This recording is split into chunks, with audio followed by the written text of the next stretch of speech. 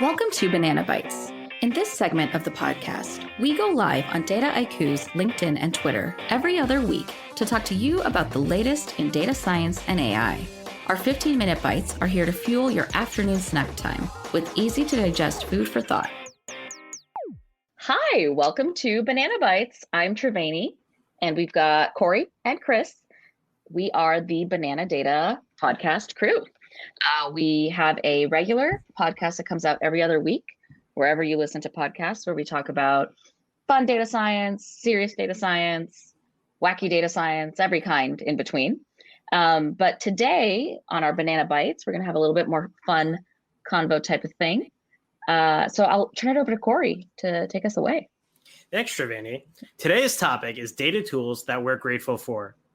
If you're grateful for the Banana Data podcast, we recommend that you subscribe to it. Just show us how grateful you actually are.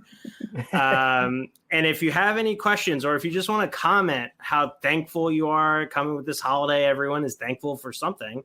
Comment, ask us a question, ask us what we're thankful for. We're going to explain it to you shortly. But you know, if you guys have any questions around that, we'll be able to answer it. Or if you're interested in, like, you know, playing a game or something, just, you know, comment. That's an inside joke from before we started recording. If you want to get on the inside how the sausage is made here. So Chris, do you want to take it off? Sure. Do you with the data tools that you are grateful for? Yeah, sure. So when I was thinking about this, I took it back to like the things that I may take for granted today in my day-to-day as a data scientist. And one thing that popped into mind, I know it might be a little bit dry at first, but is version control. I remember, you know, doing projects in high school or even in college and like not having the ability to, for example, open up a Google Doc and like collaborate with other people on the same document. And right now that, you know, whether you're a data scientist and you're coding and you're using Git and GitHub, or if you're using version control in the Data IQ DSS, what that allows you to do is kind of take a little bit of risks, maybe write a function or make a really large change just to see what happens. But then you always have the history of your document or your code or your project that you could always fall back upon just in case something goes wrong. And you know, having that tool now is a lot helpful for that exploration. And in the past, something that I may have taken for granted in current times. Yeah, it's funny you say that as like a collaboration thing, because for me, it's like a checkpoint for my own dumb mistakes thing, where it's like, I tried to do this and I broke everything, quick revert, and has nothing to do with other people even. It's just me like preventing myself. So I totally hear you on that one, Chris. Sorry. No. So I could just say that I just remember when I was a young lad in school and I was writing a paper and I didn't have version control. So I thought I would save things and then I didn't save them and then I would lose half of them. And then I would have breakdowns and then I would have to rewrite it again. If only we had version control way back when in the early aughts. Or autosave.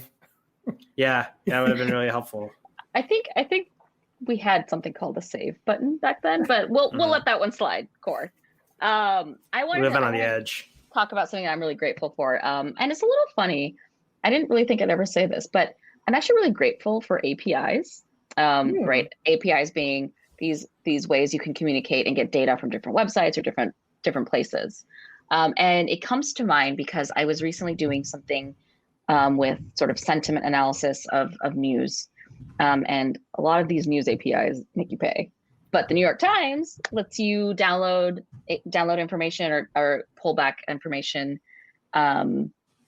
with a free API. And I thought that was really cool. And I'm really, really grateful for that capacity to be able to like develop and build out my skills as a data scientist, my practice, and like incorporate different kinds of data because of APIs like the New York Times or others. Even for someone like me who doesn't really have much data science experience or knowledge, I'm actually grateful for three things. First, I'm grateful for my Roomba, which uses algorithms and AI to map out sections of my apartment to get that perfect clean. I no longer have to vacuum it. Ricky will vacuum for me. Ricky, of course, being the name of my Roomba. And he sets the schedule. He knows what to do. It's very self-sufficient, and it's nice to not have to worry about something as mundane as having to vacuum and having that kind of having AI to really assist in that process. Another thing I'm grateful for is an AI tool that one of our producers, Chloe, actually turned me on yesterday when I was trying to edit an interview I was doing on my own. It's called Otter AI. And essentially what it is that if you record something like, for example, this Banana Byte, you can upload the recording and the AI will actually develop a transcript for you.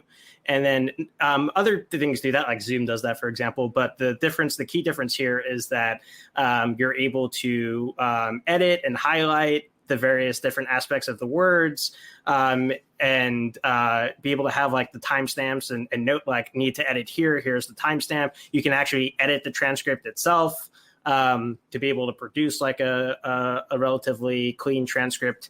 So that's a really interesting tool, especially for someone who might be interested in recording or having some sort of audio podcast interview type series or something like that for all you podcast aspired people who want to, who are inspired by the Banana Data podcast and want to start their own podcast, for example. And then finally, drum roll, please. Oh boy. Kubernetes. Ooh. Right? Why are you grateful for Kubernetes? Right? Kubernetes, right? That is the buzzword of the year. I think like if you're looking like, you know how like people do like the color of the year or stuff like that. I think like the data science word of the year is Kubernetes. I really strongly believe that. Kubernetes is especially, I mean, maybe because I'm relatively new to the industry, but I feel like it's, and because of my search algorithms and my search history, I'm being fed a lot of ads about like Kubernetes and how Kubernetes works on various platforms and what you can use it for. But just in case people who don't know, I mean, Kubernetes, also known as K8s, it's an open source platform automating deployment and scaling and management of containerized applications. If you came here to learn more about what Kubernetes is and how it functions, this probably isn't the podcast for you, unfortunately. The good news, however, and the reason why I'm grateful for it is because what really interested me is that, like, in terms of a backend application, a lot of tools such as Dataiku, for example, can run on top of it. And it was just like, it seems like a really powerful platform. So I was just interested in learning more about it and researching more about it. And I just want to give a shout out. I'm grateful for Kubernetes website and the Cloud Native Computing Foundation because they have a lot of wonderful basic resources that will educate you and provide basic tutorials on how to use it, what it does, building your containers, going on the UI of it. And so it's just really interesting to learn about. But I mean, yeah.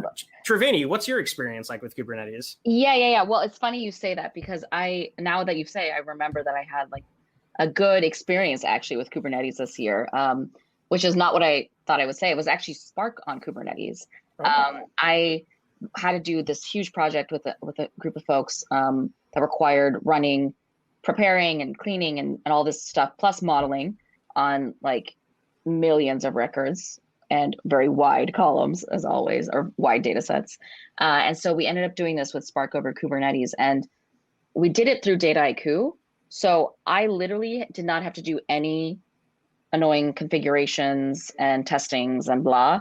Our field engineer set it up, made sure everything was working, turned the cluster over, or like turned the cluster on, and then was like, go play.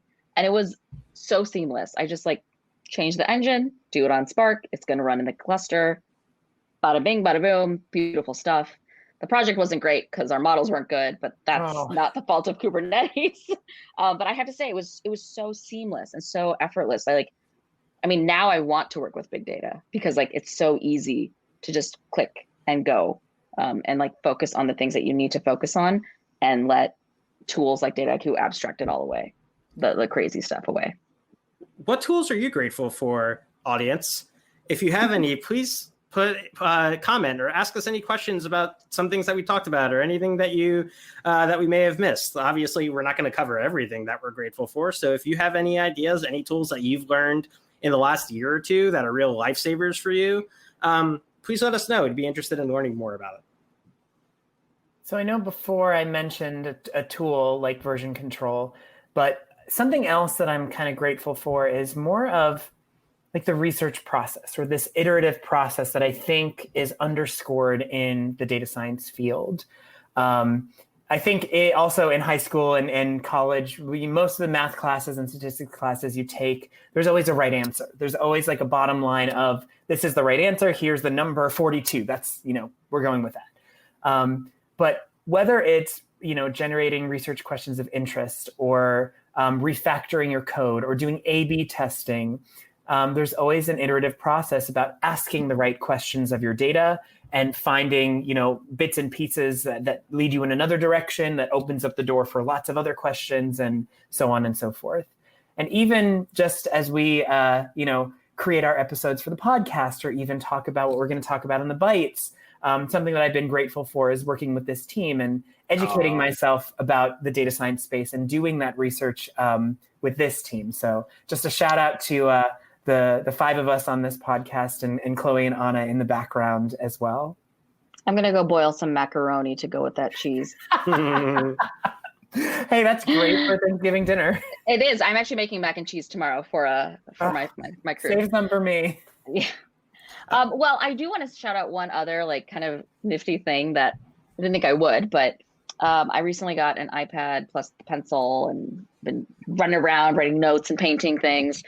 And I've really come to appreciate and I'm grateful for this translation of handwritten text into text, like into like printed text. And it's super helpful for my notes, for my like organization, note taking.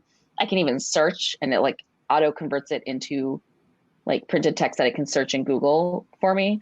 And I think I just think it's really cool because I still like the feeling of being able to write, but I also am able to like interface with things that are not typed. And I think it's a really fun little bit.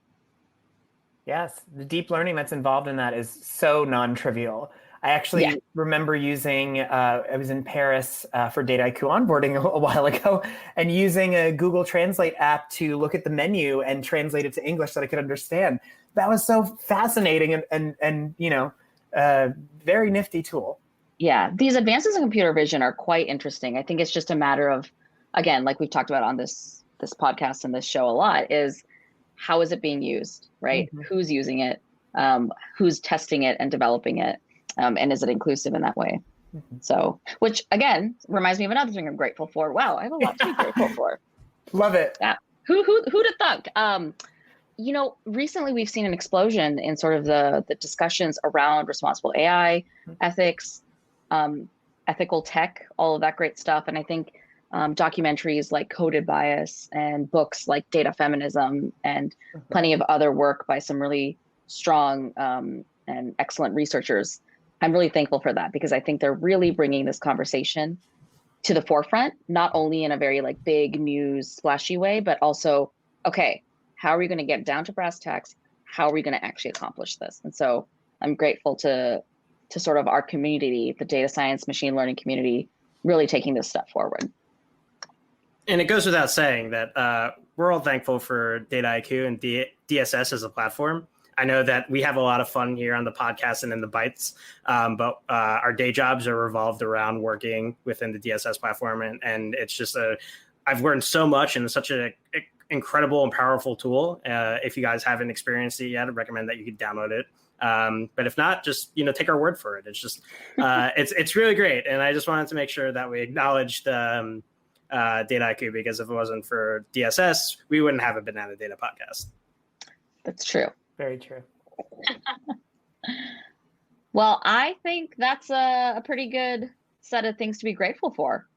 I'm going to go and probably get my turkey in the oven. Just kidding. I'm not making a turkey. No. But I am going to eat a lot of food tomorrow. And I hope that you all and our viewers who are based in the United States will as well. If you're outside of the United States, I hope you eat a lot of food also. But you probably won't be off, so don't take a nap after. Oh. We'll see you guys in a few weeks' time, and hope you all stay safe. Bye, everybody. Everyone. And that's all we have for our Banana Bytes today. To catch our live segments, follow Dataiku on LinkedIn or Twitter for bi-weekly live streams.